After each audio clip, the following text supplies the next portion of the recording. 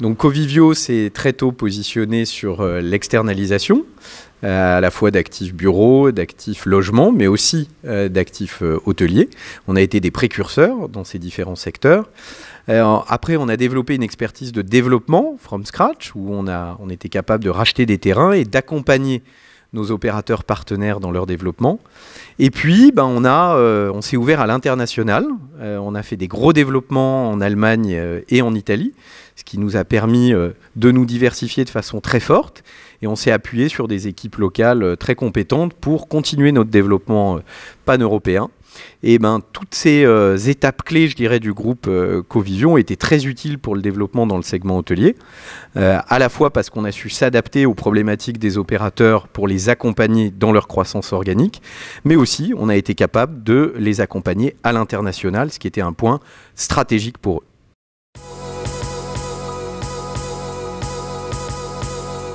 Nous, sur l'hôtellerie, on vise les 5 plus gros marchés européens de façon prioritaire. C'est pour ça qu'on s'est développé ces dernières années en Allemagne, en Angleterre, en Espagne.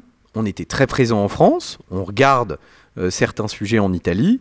Et ces marchés sont les 5 premiers marchés en termes d'hôtellerie, à la fois en termes de flux de voyageurs, mais aussi en termes d'investissement.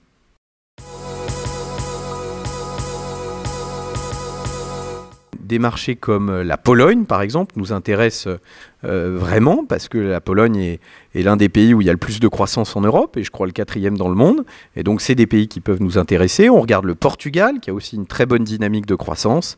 Et après, on veut consolider nos positions sur l'Espagne, sur le Royaume-Uni, sur l'Allemagne et sur la France.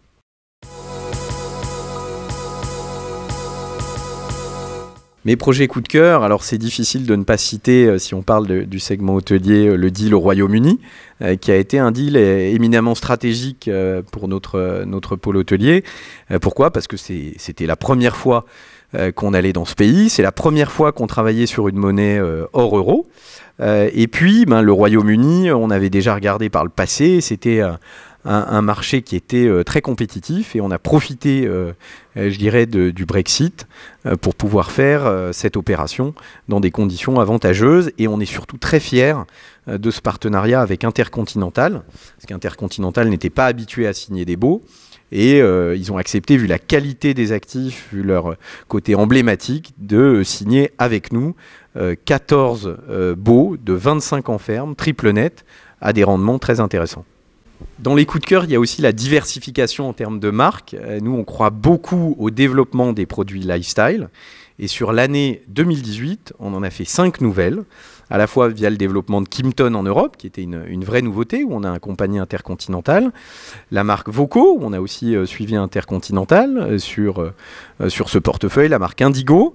On a racheté le Méridien de Nice, qui est aussi une nouvelle marque pour nous, qui va être rebrandé en un produit beaucoup plus, je dirais, lifestyle et au goût du jour. Et enfin, beaucoup plus récemment, on a accompagné Roumet dans une acquisition à Malaga. Et c'est un produit, je dirais, qui a beaucoup de succès aujourd'hui en Espagne et qui va se développer, à mon avis, de façon très forte en Europe. Et on est très content, vous le savez, d'accompagner des nouvelles marques dans des pays dans lesquels elles ne sont pas. On l'a fait avec Motel One cette année, on l'a fait avec Meininger sur Port de Vincennes l'an prochain, et on le fera avec Roumet en Europe.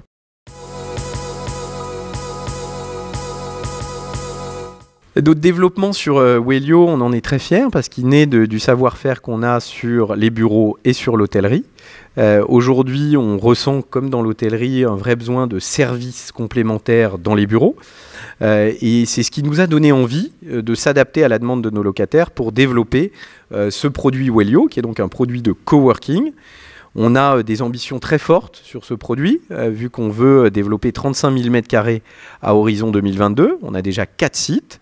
Les actifs parisiens sont en plein ramp-up et fonctionnent déjà très bien. On va après se développer à Milan, peut-être demain à Berlin. Et je dirais, on a toutes les compétences en interne, via notre savoir-faire dans l'hôtellerie et via notre savoir-faire en bureau, pour être demain un acteur majeur de ce secteur du pro-working.